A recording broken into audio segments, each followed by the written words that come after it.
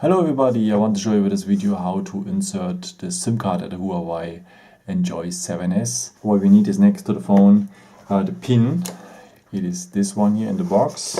You remove it just like this and like that.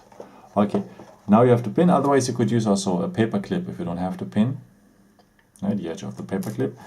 So, if you have the phone like this, on the side there is the SIM tray and a small hole in here, and in that hole you enter the edge of the pin, press a bit and the SIM tray comes out. So now you can insert the SIM cards. By the way, you need a nano SIM card. For the first one like this, it's for the network and for the internet, and the second one you put like this.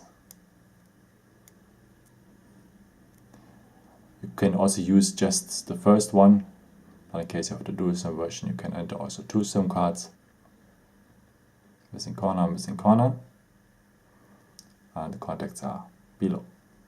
Okay, and you put back the SIM tray like this, back into the phone, and that's it. I hope I could help you with this video and answer a question, and maybe if you want, you can give me a thumbs up or leave me a nice comment. It's always helpful for my videos. Thank you so much, and maybe until next time. Ciao!